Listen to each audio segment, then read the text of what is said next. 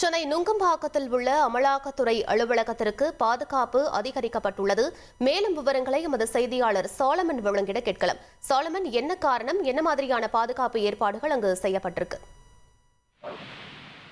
சென்னை நுங்கம்பாக்கம் புஷ்குமார் சாலையில இருக்கக்கூடிய அமலாக்கத்துறை அலுவலகத்திற்கு பாதுகாப்பானது பலப்படுத்தப்பட்டிருக்கிறது. குறிப்பாக துணை ராணுவத்தினர் 5க்கும் மேற்பட்ட வீரர்கள் இங்கு துப்பாக்கி ஏந்திய நிலையில பாதுகாப்பு பணியில ஈடுபட்டு வருகின்றனர். குறிப்பாக அமலாக்கத்துறை அலுவலகத்திற்கு வெளியேயும் உள்ளேயும் இந்த பாதுகாப்பானது பலப்படுத்தப்பட்டிருக்கு.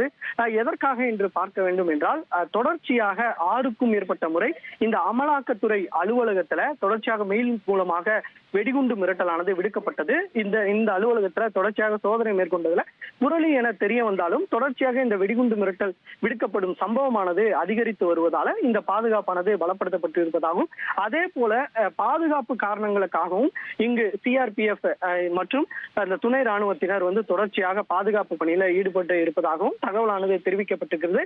மேலும் அது மட்டுமின்றி உள்ளே இந்த நடிகர் ஸ்ரீகாந்த் அவர்களிடம் விசாரணை மேற்கொள்ளப்பட்டு வரும் நிலையில இன்று முதல் இந்த பாதுகாப்பானது ஏற்படுத்தப்பட்டிருக்கிறது. தொடர்ச்சியாக துணை ராணுவத்தினர் தான் இந்த அலுவலகத்துல பாதுகாப்பு பணியில ஈடுபடுவார்கள் எனவும், சுழற்சி முறையில 5-5 என 3 முறையில சுழற்சி முறையில இந்த பாதுகாப்பு பணியில ஈடுபட இருப்பதாகவும் அமலாக்கத்துறை தரப்புல ஒரு தகவலான தெரிவிக்கப்பட்டு, ஏற்கனவே இதுவரை தனியார் காவலாளிகள் இங்கு பணியில அமர்த்தப்பட்டுள்ள நிலையில தற்போது துணை ராணுவத்தினர் இந்த பாதுகாப்பு பணியில ஈடுபட்டு வருகின்றனர். ஏற்கனவே நேற்று டெல்லியில நடைபெற்ற இந்த கார் வெடிப்பு சம்பவமானது மிகுந்த பரபரப்பை ஏற்படுத்தி இருக்கக்கூடிய நிலையில சென்னையில பெரும் அனைத்து மக்கள் கூடும் இடங்கள்ல இந்த பாதுகாப்பு பலப்படுத்தி இருக்கக்கூடிய நிலையில மத்திய அரசு அலுவலகங்களிலும் இந்த பாதுகாப்பு அதிகரித்து வருவதால தற்போது அமலாக்கத்துறை அலுவலகத்திலும் இந்த பாதுகாப்பானது ஏற்படுத்தப்பட்டிருப்பதாகவும் அமலாக்கத்துறை தரப்புல ஒரு தகவலானது தெரிவிக்கப்பட்டிருக்கிறது.